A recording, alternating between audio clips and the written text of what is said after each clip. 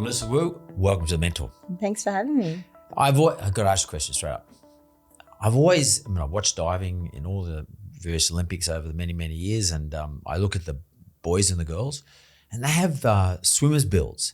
And I've often thought to myself, what do they do in terms of training? Do you go up and down laps or? Oh, it's funny you say that. Actually, I don't think we are built particularly like swimmers, mainly in the height difference that we're a lot shorter. Yeah. But we actually, a lot of divers come from more acrobatic type sports. So a lot of divers will actually start out in gymnastics or trampolining or other things like that. So probably our body shapes are actually more similar to that of gymnasts and athletes in sports like that, whereas swimmers are probably more of that like really tall, very lean, whereas we need a little bit more power to generate rotation. So we tend to be a little bit shorter, a bit more stocky, and yeah, definitely a lot more in the quads, especially a lot more muscle mass in the quads.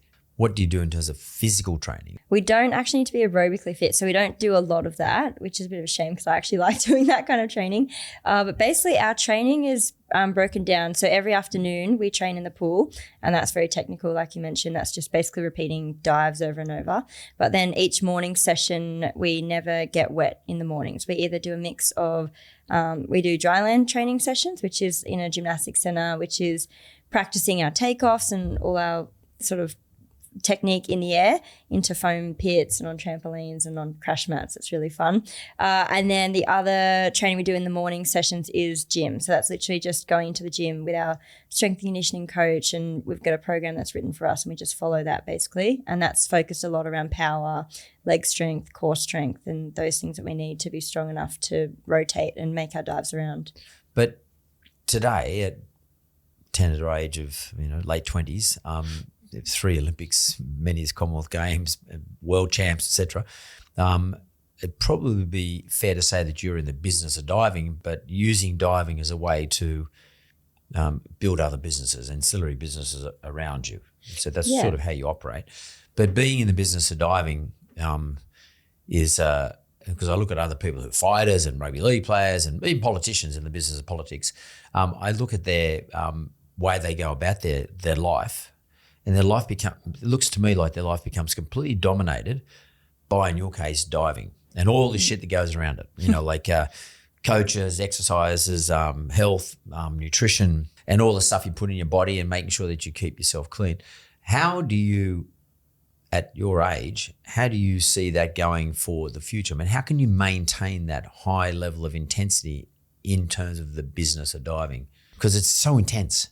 It is very intense. Yeah, I think because I guess it is intense, but you get used to it. And it's something that I've done from literally 12 years of age. I've done 10 sessions a week. I've trained exactly the same as what I do now, maybe even more hours of physical training when I was younger. So I think because you're already, as a young athlete, dealing with all of that on top of school and that kind of thing, you get used to being busy, needing to be organized, needing to plan out what's happening, where you're going to be, what you need to do to perform well. So I've always done that from a young age. So then growing up with that, I just kept the routine. And then as I got older, focusing more on performance and figuring out the areas that I needed to work on most was then some of those other people came into play, like different coaches, more of my nutrition, recovery, physio, that kind of thing. So I think because I always did that. I'm always so focused on my goals, and if something needs to happen for me to perform well, if I need to see someone or have another person in my support team, for me, I don't hesitate to do that.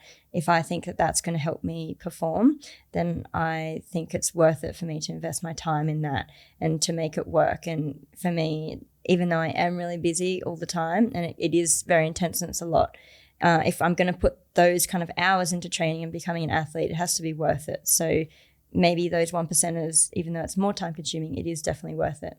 That's like any business, I guess, at the end of the day. It's the 1%ers in any business. But the intensity, I want to talk about your mindset. Is it a matter for you, this can happen to me in business, is it a matter for you that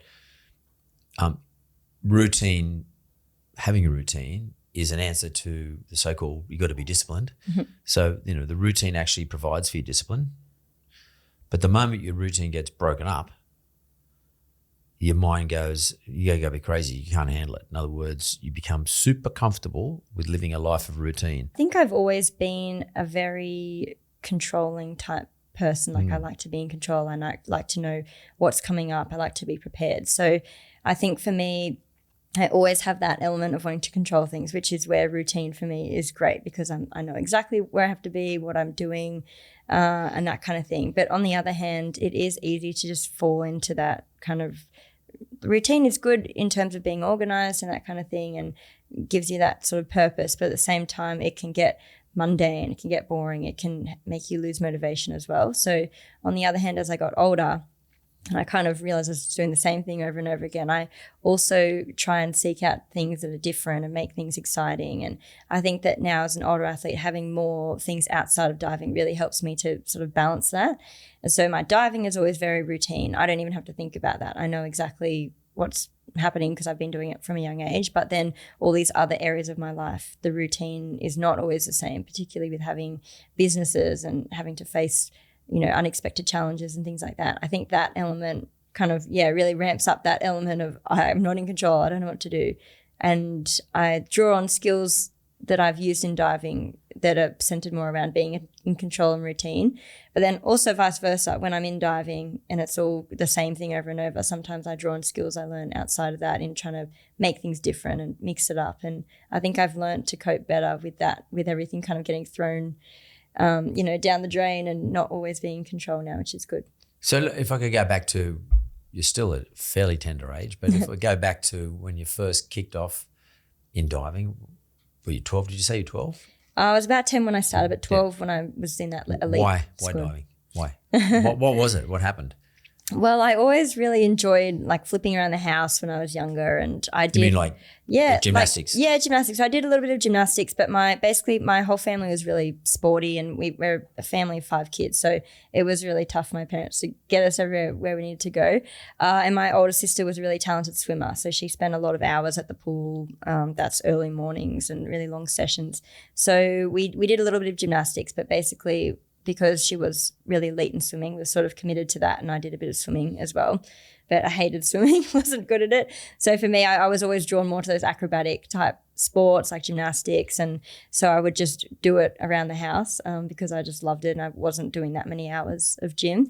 When my sister was swimming at Olympic Park a lot, and when I would go watch her there, that's where I first saw diving. This is in Sydney? Yeah, in Sydney, yeah. So she would race there, and that's when I first saw them at the end of the pool. I'm like, oh, what's that? That looks really cool. So I just wandered down, and every time she would swim, I'd be like, I hope the divers are there. And I just fell in love with it. I used to love watching it, and then when the Sydney Olympics was on, I watched that on TV, and that was kind of the thing that just made me really, really want to start. So I begged my parents to let me start because I wasn't very committed to swimming or other sports at that point. I hadn't really found the thing that I loved. So they were a bit reluctant to let me start because they were worried, obviously, that I wasn't going to commit and I was just going to want to quit. But from the moment I started, I knew that was something that I wanted to do. Were you living in Queensland then or in Sydney? No, I was living in Sydney, and then after that was when I moved to Queensland. Right. I was diving in Queensland. So I mean, I don't know about you, but I when I was a kid, I grew up in the area, the Canterbury Bankstown area, and there was a pool at Canterbury which had a big diving pool in it. None of the other pools, the public pools, had a big diving area, and they had like those platforms, and then had a diving board and 2 big platforms, and of course, you jump up there and you'd go and do a bomb, or everybody would, everyone would be lout, and we're all louts, doing all out stuff. But I used to find the thought of diving, as opposed to jumping in and doing a bomb, terrifying. Like I used to think it's going to crack my head open, or something's going to happen. It was pretty scary from my point of view. At 12 years of age, can you remember the first day someone said you get up on that tower up there and I want you to do whatever sort of dive, swan dive, whatever it is, you're going to dive in the head first. Did you sort of get a bit nervous, a bit worried?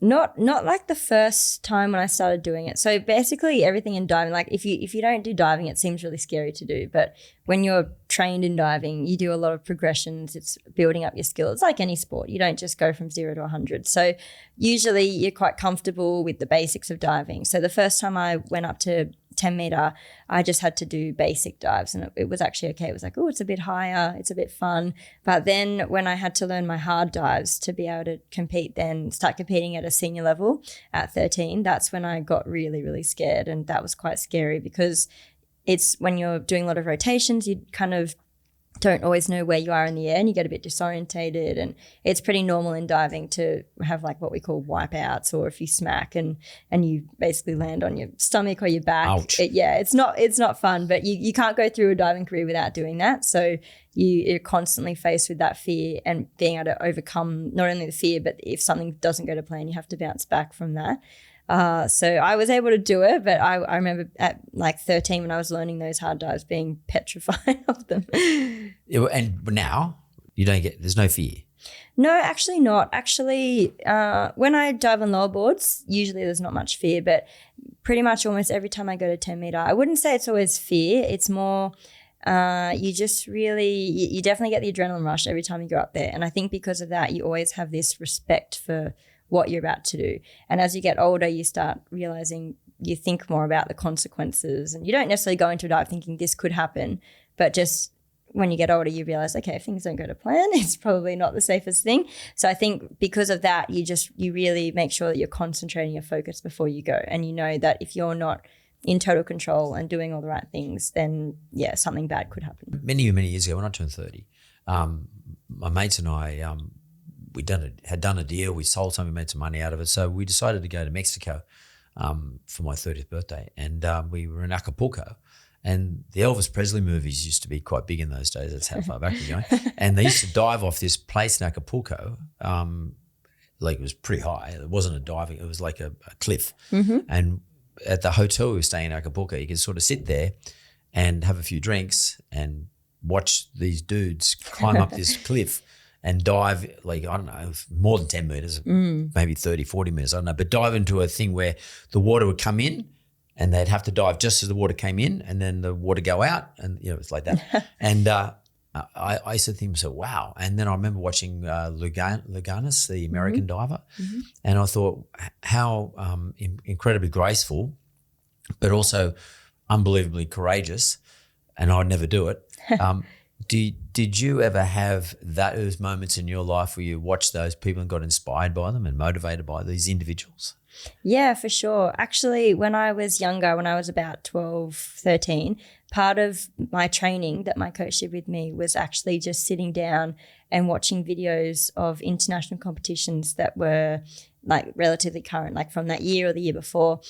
So I have all these memories when I was younger of just sitting with him watching, and we'd just watch these comps. So even before I was competing on a senior international level, I knew who all these divers were, and I think it was just so cool because it's not really now, you know, now that I'm older, I don't really see many of the younger kids doing that, and that was sort of part of my training. And I just remember sitting with him, and I thought it was so cool that he would, you know, talk me through the dives, and we'd talk about people's different techniques and different styles, and he's like, oh, I like their technique. And so I just remember always being inspired by a lot of those divers, and I would just watch them. He would give me back when you used to burn DVDs, I would take it home and watch it. And, you know, I had my favorites, the people I liked to watch the most. And even just the Chinese divers, they would have been probably my age or only a year older or so, and they were already competing at that level. And I always just looked up to all of those divers. And then when I eventually got to compete and got to meet them, I would, you know, I remember calling my mum saying, oh my gosh, I'm competing against, you know, so-and-so from the DVD. And she knew exactly what I was talking about. And yeah, that was really cool for me, growing up and being able to, yeah, learn from people that, you know, I hadn't met yet or anything like that. And I just always looked up to people to help me along the way when I was younger. Can you break down a dive for me? And also when you get out, why does everyone wash themselves when they get out? Why every time I watch these diving competitions, the girl comes out of the water, the guy comes out of the water, and they go and they get down under the shower and they wipe themselves, or they seem to be putting fresh water on themselves all the time. So even before you go up the steps in a comp, let's say, I don't know why people have a shower when they get out, because I don't do that. I have the shower actually before I got the steps, because when you've probably seen us use those chamois, and you're probably wondering what they're for. So basically, when you're wet and you have to grab your legs, it's slippery. So you can slip off like when you're in a tuck position. Yep. So basically, the chamois is to dry your legs. But then also in diving, the opposite happens. So when you're standing around for a long time in a comp, you get like what I call like too dry, and your skin, because it's in the chlorine, it's probably a bit dry. You don't want to moisturize because it makes you more slippery. Yep. So you end up in this state where like you're like dry wet, where like you're so dry that it's also slippery. So I jump in the shower to get wet again and then dry off, so then you have the perfect amount of grip for the dive. Head up the stairs. I'll probably go up in a comp.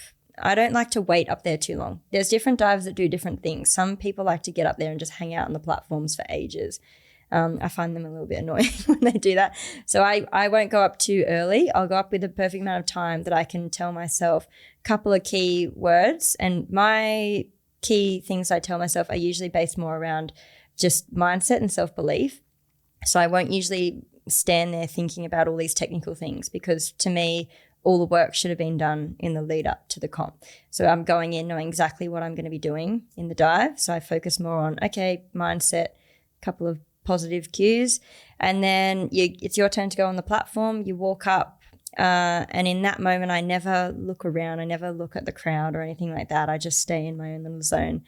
And from there, that's when I might think of just a couple of technical cues, not overdoing it, just something really simple.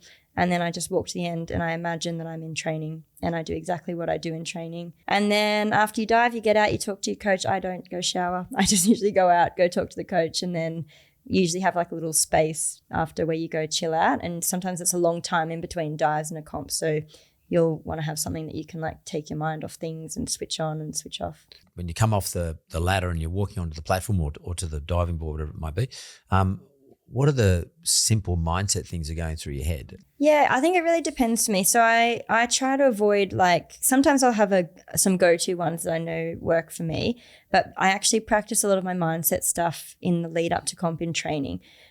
So maybe at that point in time, a particular cue is working for me that really helps me just feel confident. So I'll kind of go with that. But for instance, for a while it was, just saying words. They didn't even have to make sense in a sentence. It was just like positive, trust, faith, belief, or something like that. And it would just be these words that as soon as you feel those little doubts creep in or you feel your heart rate rise, it's just something that just helps bring you back down. And that could be even something as simple as breathing. It's something I focus a bit more on the back end of my career, just out of interest. And my psychologist would always talk about breathing, and I was just interested in that a bit more and the power of how that can help you in the moment. So that would be just even be like breathing in for 3 seconds, hold for 3, out for 3, hold for 3. And it could just be something as simple as that. But basically the purpose of it for me is just in that moment, as soon as I feel things start to get away from me a bit and I'm losing that control, just to bring things back into my control. Because from experience, every time I get on the platform with my heart being out of my chest and I feel like I'm not in control in that moment, usually things don't go to plan. And people do this in business all the time, because a lot of us have panic moments. I mean, I'm not suggesting you have a panic attack, but like your heart starts to race a bit, your breath starts to get a bit short, and you got to sort of try and pull it back. I mean, it's a bit like, I'm sure this happened to you, when you got to go into an MRI machine. And you got to, that scary fucking thing there, and you're thinking, I'll be right, and they say, would you like a Valium or something? And like I've had to go in there where I've had like it's like this right above me like this, and they turn the lights off and it's dark and the things, and they've got this noises belting away, and I've had to have my brain scanned a few times. So like I'm thinking I'll be fine, and then after and you're in there for 40 minutes or something, and you got to start to pull yourself back from panicking and want to press that buzzer, let me fucking out of it, that thing. And I mean that thing, and I do it through I got a little meditation I do these days, because I've had heaps of these. I really only feel those moments in competition. So it's something that it is hard to practice day to day, because you're never in a situation necessarily where your heart rate elevates and okay, everything's on the line. When you get to an Olympics and you've waited 4 years to get there, you're like, okay, everything's on the line. This is it.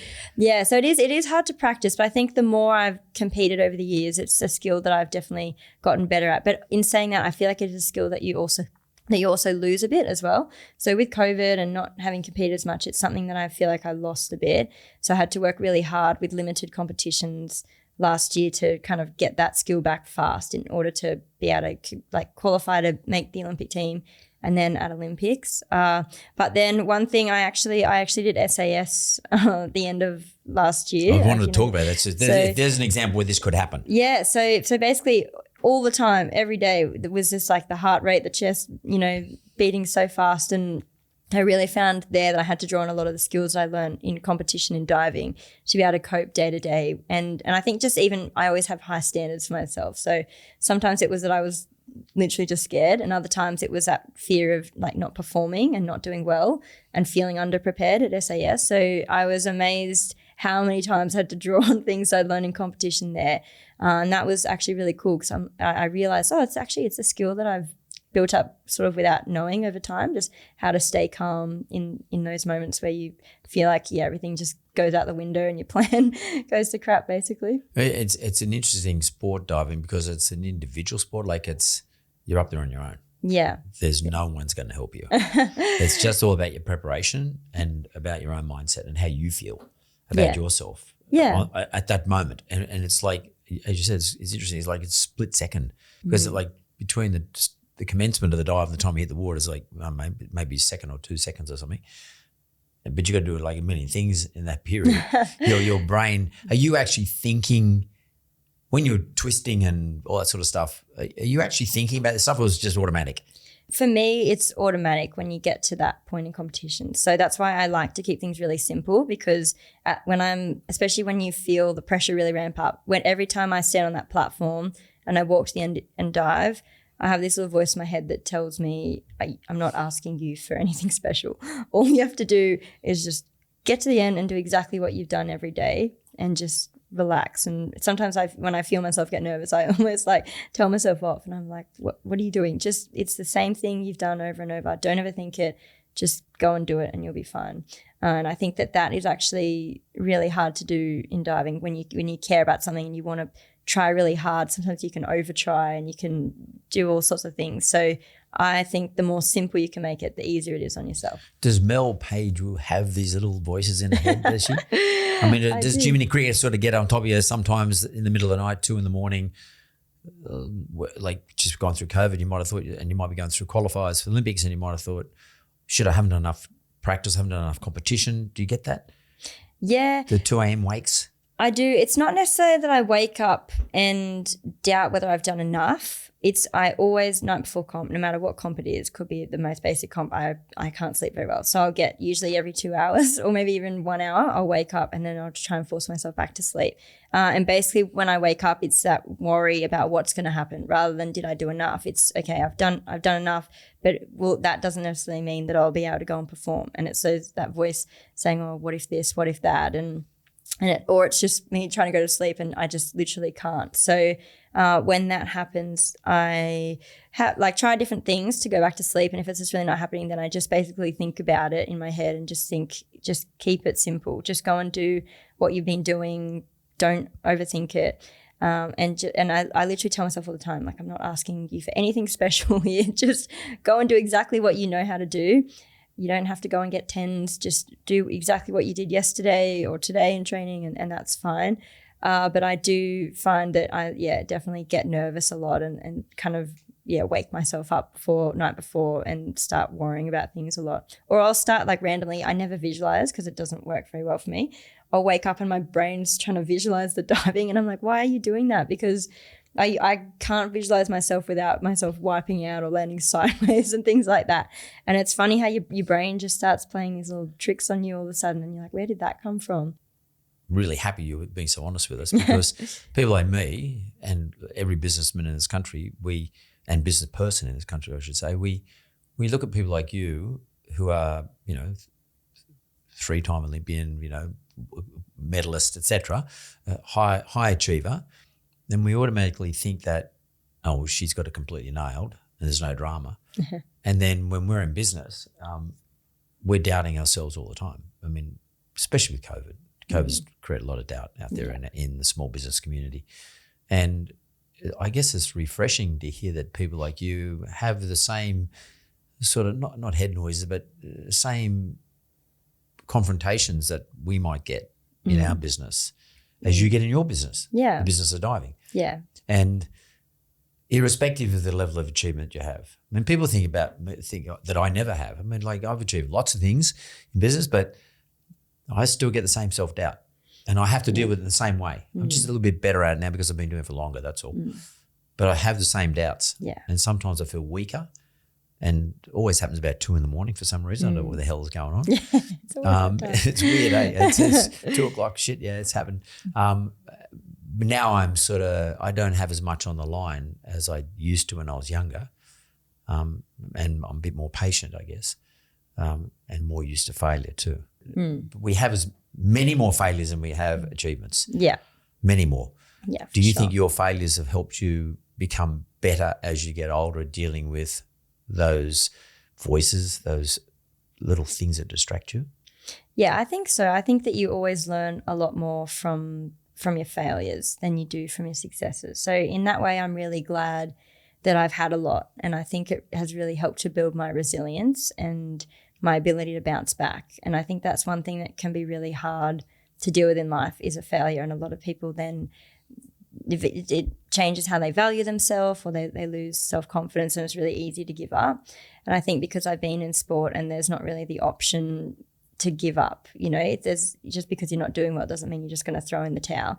You have to deal with it, and people expect you to just get back up and perform again. So I've really learned that skill and how to keep getting back up and striving for the next goal, no matter how bad the previous competition was.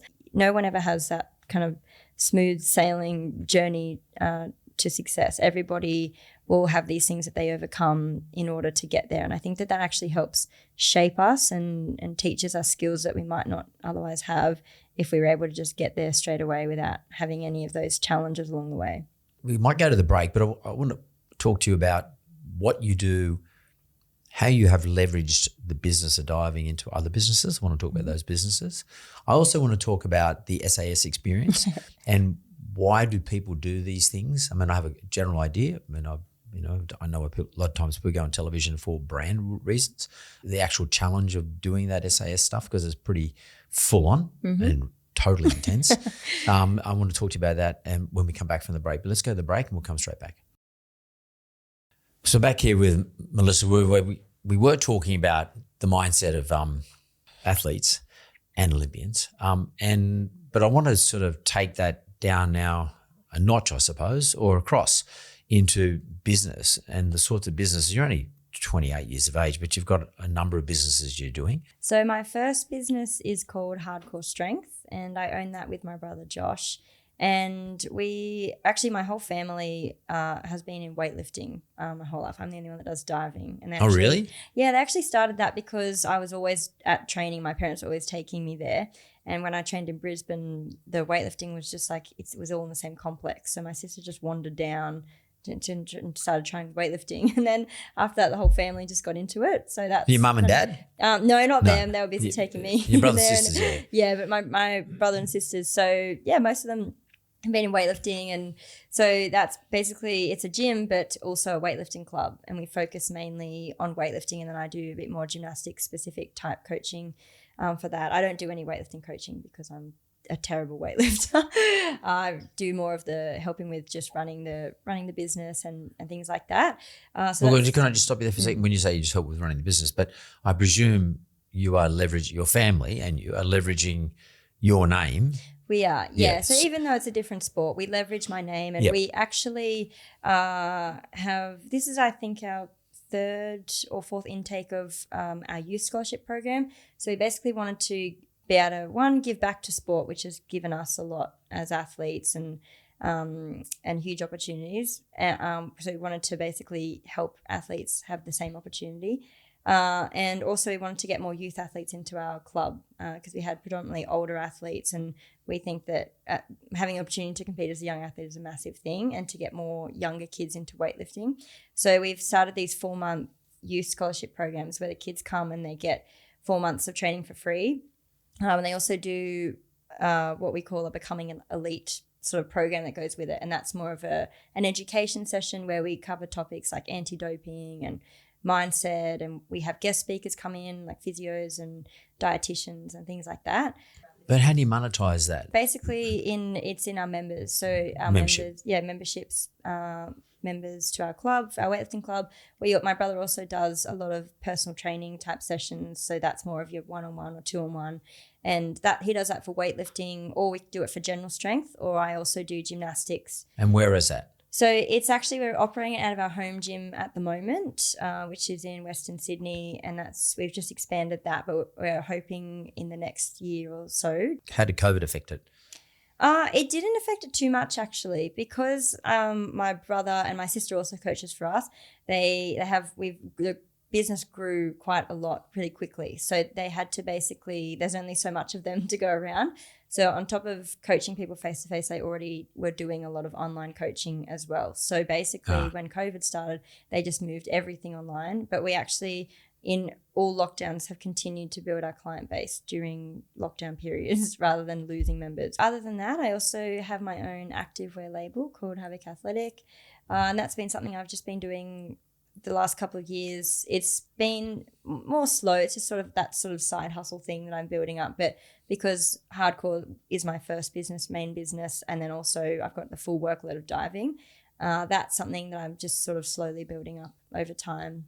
So what do you explain to me? I mean, I'm a guy. So activewear. I mean, it's got lots of connotations. I mean, it could mean anything. What are we talking about? Is this something that you specifically think works for you in a training sense, or is it and can become a daily wear type thing? Yeah. So basically, as an athlete, I'm always working out and doing a lot of movements in activewear that require full range of motion, and I was trying to find things that were comfortable for me to train in, and I was finding myself buying things from overseas a lot, like from America and other places like that. So I thought to myself, instead of like, why am I buying this stuff overseas? You know, there's a bit of a gap in the market here.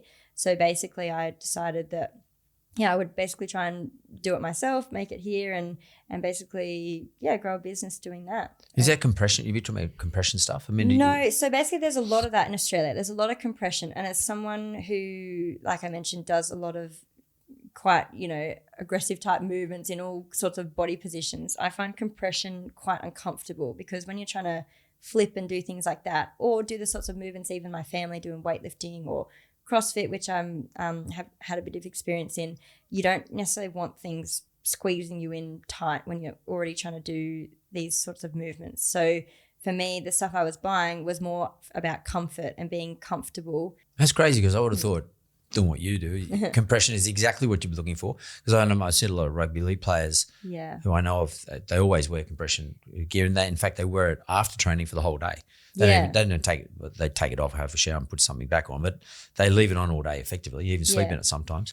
So you're saying compression is not necessarily what you're trying to produce in terms of your side hustle, your business. Yeah, no. So compression's good. It's more for, I think, recovery. I use compression like those Normatec boots and things like that, and so does my family who are all in weightlifting. But at the time, I think in sports like weightlifting, CrossFit, or even these more acrobatic sports like diving, at the time you're basically trying to create a lot of power and doing movements that are really quick. So you need to be able to move in these ranges of motion in a very short period of time. And so compression gear in that sense is a little bit more restrictive.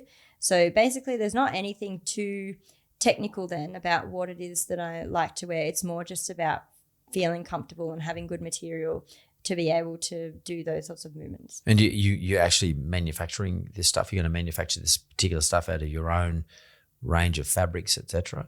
So basically I manufacture in China, because I really found here that the fabrics are not, they are more focused around compression. I couldn't find what I was looking for here in terms of finding something that was comfortable. And I think obviously that's why you can't get it here as a consumer, because we just don't have it here. So in China they have a better range of fabrics, and it's also a little bit more progressive as well in terms of what's coming next and the latest thing in fabric and what people are wearing and what people are finding comfortable. So post athletic career, let's say you go into your fourth Olympics, you may go to your fifth, but like post athletic career you'll be 30 something or other after the next Olympics.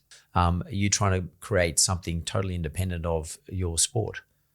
I am. I was doing a fair bit of diving coaching. I just stopped coaching last week actually, which was a bit sad. But I've been working with our elite squad in Swiss for quite a few years now, and that's basically bringing kids in and then targeting them as the next generation of Olympians. So I was sort of the first coach that they would come to teach them how to dive and instill that sort of elite mindset at a young age. So I've always loved coaching and I've loved giving back to sport.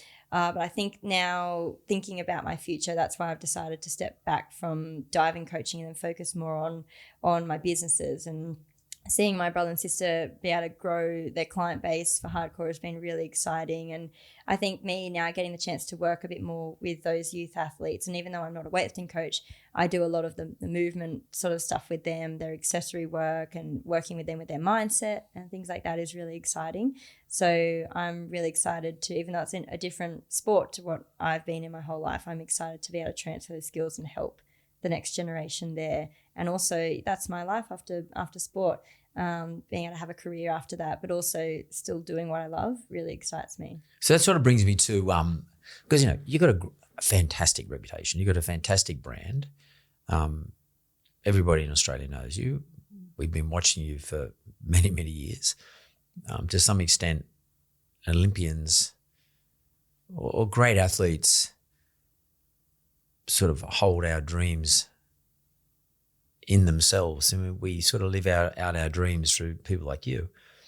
And one of the things I wanted to ask you is, I read somewhere that you have, it's either tattooed or written down somewhere, something about dreams, that you're only limited by the size of your dreams or something like that. What is that? So that my tattoo says, "Only as much as I dream can I be." Right. And I think for me, that just means, I think it really just highlighted to me the power of my mind. I've always really struggled a lot with mindset, not just in terms of my performance as an athlete, but just in, I think, how I valued myself. And that did come a lot from those sort of failures when I was younger, and it was really difficult for me to bounce back. So I think that tattoo is a reminder not just of, having dreams and striving for them, but also when things get tough, it's about, I'm the one sort of limiting myself. I could either allow myself to be limitless and achieve anything that I want, or I could do the opposite and hold myself back. It's basically up to me. When you say limitless, we have all these psychologists, and there's a whole raft of discussion about self-belief, but most people don't understand what the hell it means. And sometimes I struggle with it because we always doubt ourselves. It's a tattoo, fair enough. But someone could put something in front of me and I could read it. It won't change my mindset. How do you actually generate self-belief in yourself, irrespective of your tattoo? So it's something that I've had to work really hard on for a long, long time. So when I was younger, I had a lot of early success, and most of that was in synchro events. And I think having that comfort of having someone there next to me was something that was a lot easier for me than diving individually, where I just crumbled and couldn't deal with the pressure, and I didn't have the self-belief to back myself. So that's been like that key ingredient that's been missing. And then it took me another 12 years to be able to get to the point of winning another Olympic medal. And a lot of that was because I held myself back with my own mindset, and I just couldn't deal with pressure, couldn't believe in myself when it counted. So I focus it more around comp time. So if I'm just doing day-to-day, I won't do it every day, but leading into a competition period every day, I'll work on mindset. And that's usually just once a day at the end of the day. It's basically a little, I guess, recap of the day for me, more so focused on that mental aspect of things. I might mention, in my journal things that worked physically, but at the end of the day, I don't attribute it to the fact that I just felt fresh or that it just happened. I attribute it to, okay, what did I do that made that good thing happen? And then I try and set myself up for the next day, taking that into the next day and learning from things that went well or didn't go well. And then basically I write down if little of like those positive cues that I mentioned on the platform, I'll write things down, things that worked, what didn't work for me in that sense. And I'll just keep chipping away at myself with these positive sort of cues and do it every day, and to the point that I start actually believing it. At the end of the day, you look back on your day, yeah, for training day, for example, yeah, and all the stuff you might have done during that day, and you actually analyze what worked and what didn't work, and you write down the things, maybe both of them. You journalize, actually write a journal. I write a journal. So part of it is there's a few different parts. So at the end of the day, there's a part where I'll actually write down maybe a list of probably 8 things that I'll score myself on. And some of them can be performance, but some of them aren't. If I'm finding myself that I'm in a bit of a rut mentally, maybe I'll put down gratitude or something and just think, okay, maybe I just need to look around and be grateful for what I've got instead of always looking at what's not going well. Or things like sleep. If I want to focus on recovery, I'll put those things down. I'll score myself out of 10, and then I'll actually journal. I'll put not a really long thing, but just journal something that happened that day, things that might have worked not worked, and then I'll write down 3 things that I was happy with that day, and then 3 things I want to improve on for the next day. And will you look at, so the next morning you wake up, do you open your journal up and say, well, remind yourself of what worked yesterday and what didn't work? I won't do it in the morning. I basically feel like I recap on the previous day, but then also set myself up for the next day. So because I've already written it down the night before, what I want to work on tomorrow, or I already know what worked the day before, as soon as I wake up, I know exactly what it is that I'm going to training to do.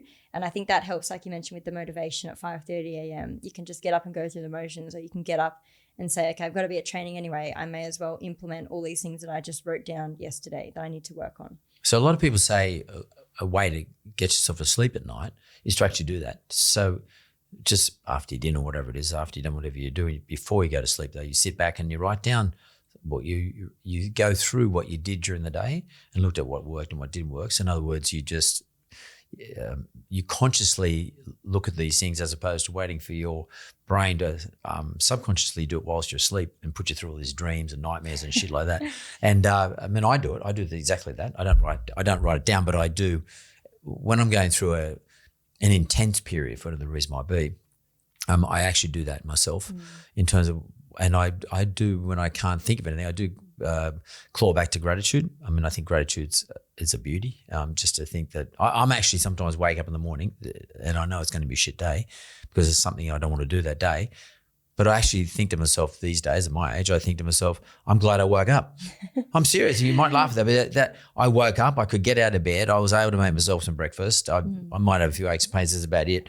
I can go and train and I can get to work and I can drive myself and got full capacity. Whereas I got mates who are either dead, don't have full capacity, etc. And that gratitude thing is really important to me. I find it amazing that you're confirming to me what works for me. It works for an elite athlete like yourself. And I appreciate that. And I get a lot of takeaway from these things. And I think small business owners often find themselves in a rut. And when they have the opportunity to listen to people like you say these things, that's extraordinarily important to them. I quickly want to talk to you about the SAS. Now, SAS is about, sure, you're challenging yourself. It's a whole new environment, etc. And, you have to probably remind yourself how to deal with anxiety, etc. But at the end of the day, you only do these things, generally speaking, because it's good for your brand. Because, get you out there amongst it. People say, that's Melissa Wu, and I like her. Branding is about 2 things, as Richard Branson says, about notoriety and affection. Yeah. So notoriety means get me out there, tell people about myself, and get people to like me. So did you go into SAS with that mindset, like about notoriety and affection to build your brand? Oh, definitely not. I went in with the athlete mindset, knowing that I come from a family of very high performers and with the same pressure that I feel when I go into competition, only knowing this time that I'm not prepared like I am in diving, and knowing that if I don't go out and do my family proud, or I don't, that I wouldn't be happy with that, basically. So I didn't really think about it at all in terms of my brand. Obviously, it's good for my brand. It's good for people to see me, and I think it would be really cool for me to be able to do well, and for people who might see me as a bit of an underdog, be like, wow, she really impressed me. But I think at the end of the day, I just have this thing within me that always wants to do well and is competitive, and also, wanting to do my family proud was a big thing for me. Well, in itself, that'll create affection. So, and that's how great brands get built. I know lots of brands that are out there that are well known, but people don't like them. And I know, and at the end of the day, for a brand to be successful, it has to be likable. It must be. Yeah. And absolutely. there's only one way to make something likable, and that's tell the audience what it is about you that's likable. I don't mean bullshit. I mean actually demonstrate it. Yeah. That's why SAS, the Celebrity Apprentice, all those things, they are opportunities for people to demonstrate who they are, their character, their personality. And in your case, your personality is, I'm competitive. I like challenging myself. I want to do my family proud. I don't want to let anyone down. Yeah, exactly. I can be an underdog, but watch me outperform because you're only tiny. And then people would, like you'd be up there against some of the other competitors or participants in these SAS things who might be, ex-rugby union guys or whatever, girls, giants. And the game here is to be able to show that irrespective, you can hold your own with anybody. Yeah. And what was the experience? Don't tell me the show, but what was the experience? It was pretty phenomenal. I think the hardest challenge for me was going in feeling a bit underprepared. Like I mentioned, we don't do any cardiovascular type training and diving, and I knew there was going to be a lot of that. So I had about 4 weeks to try and train myself for that. Also not the biggest person. And then I was also peaked for Olympics. So I was peaked as a diver, and everyone was saying, "Oh, you're in the perfect condition to go on SAS." And I said, "But it's not the same." So I had to do the opposite training to what I had been doing, which I had been doing all this power, fast stuff for Olympics, and I had to basically then start training more endurance, strength, endurance, and stuff like that. Getting comfortable picking up big weights, all the things that I'm not particularly good at. So going in, that was a bit of a challenge for me. And then probably the biggest challenge when I was on there was just that. The anxiety, I think, of not knowing what was coming. And that's something that I have pretty much never been faced with in my life. In business, there's elements where you can't anticipate it and you just have to deal with something when it comes. But it's not the same as knowing that something bad is about to happen. You don't know what it is. You don't know how to prepare. So for me, that was a really big lesson, I think, in mindset for me, and learning how to deal with that and coming back to those things I learned in diving of calming myself down. But the experience was amazing, being able to challenge myself and face things head on multiple times every day was really cool, because I think it is easy to sort of avoid things in life or procrastinate around the things that are hard to deal with, whereas you just have to face it on SAS. And that was really cool. That was cool for me to be able to do that and know, okay, when things get tough, just do it, just face it. But it was definitely those things that I was not so good at. Some things I was good at. But at the end of the day, I'm really glad that I did it and took on the challenge. Oh, well, I definitely will be watching SAS because you're going to be, and I will be, because I'm really curious to see how you go. And I clearly will be watching the next Olympics. You've been a great form of and substance of entertainment and inspiration to Australians for a long, long time. I really appreciate your time today, Melissa Wu. Thank you. And good luck for the future. Thanks so much.